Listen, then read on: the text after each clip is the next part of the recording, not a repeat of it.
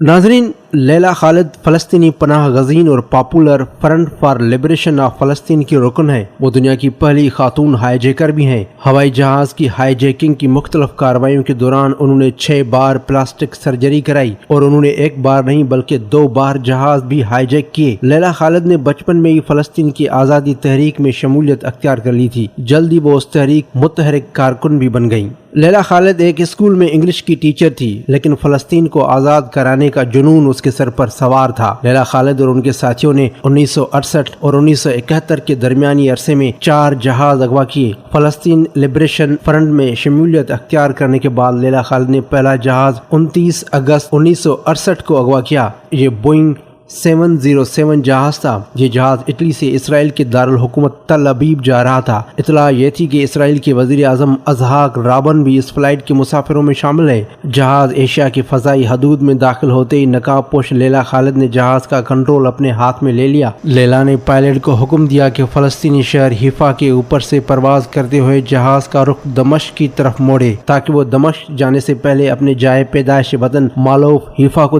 دیکھنا چاہتی تھی۔ پائلٹ نے حکم کی تعمیل کی، جہاز دمشق میں اتار لیا گیا۔ مسافروں کو یرغمال بنا کر فلسطین کی آزادی کا مطالبہ کیا گیا اور پوری دنیا کی توجہ فلسطینیوں پر صہیونی مظالم کی طرف مبذول ہوئی۔ مذاکرات کے بعد اسرائیلی جیلوں میں فلسطینی قیدیوں کی رہائی اور ہائی جیکروں کی بحفاظت واپسی کی شرائط پر تمام یرغمالیوں کو رہا کر دیا گیا۔ دنیا بھر کے ٹیلی ویژن چینلز اور اخبارات نے لیلا خالد کے برڈ سے انٹرویو نشر اور شائع کیے۔ وہ عالم اسلام کی آنکھ کا تارا بن گئی۔ ان کی تصاویر کو اتنی شہرت ملی جو اس سے پہلے کسی مسلمان خاتون کو نہیں ملی تھی۔ مقبولیت کا یہ حال تھا کہ یورپ میں رہنے والی لڑکیوں نے اس کے اسٹائل کے بالوں سے لے کر اسکارف تک کو اپنا لیا، اور لیلا جو انگوٹھی پہنتی تھی اور اس کے ہاتھ میں ایک انگوٹھی ہوا کرتی تھی جس میں کوئی پتھر نہیں بلکہ ایک گولی جڑی ہوئی تھی، اور پہلی ہائی جیکنگ کے بعد اس نے اوپر تلے 6 بار پلاسٹک سرجری کرائی اور اپنی صورت مکمل طور پر تبدیل کر لی تھی۔ 6 ستمبر 1970 کو لیلا خالد نے اپنے ایک ساتھی کے ساتھ مل کر ایم اسٹیڈیم سے نیو یارک جانے والی پرواز کو ہائی جیک کرنے کی کوشش کی، لیکن یہ کوشش کامیاب نہ ہو سکی اور اس طیارے کو برطانیہ کے ایک ایئرپورٹ پر اتار لیا گیا۔ لیلا کے ساتھی کو گولی مار کر ہلاک کر دیا گیا، جبکہ اسے گرفتار کر لیا گیا، اور ایک مہینہ بھی نہیں گزرا تھا کہ فلسطینی جان بازوں نے ایک اور طیارے کو اغوا کر لیا۔ مسافروں کو یرغمال بنا لیا گیا۔ مذاکرات کی میز پر لیلا خالد رہائی کا مطالبہ کیا گیا اور یوں لیلا خالد کو قید سے رہائی ملی۔ لیلا خالد نے اپنی زندگی پر ایک کتاب بھی لکھی ہے جس کا نام ہے مائی پیپل شل لیو۔ یہ کتاب 1973 میں شائع ہوئی، جبکہ لیلا خالد کی زندگی پر 2005 میں ایک فلم بھی بن چکی ہے جس کا نام ہے لیلا خالد ہائی جیکر، اور اسے ایم اسٹیڈیم کے فلمی میلے میں بڑی پذیرائی ملی تھی۔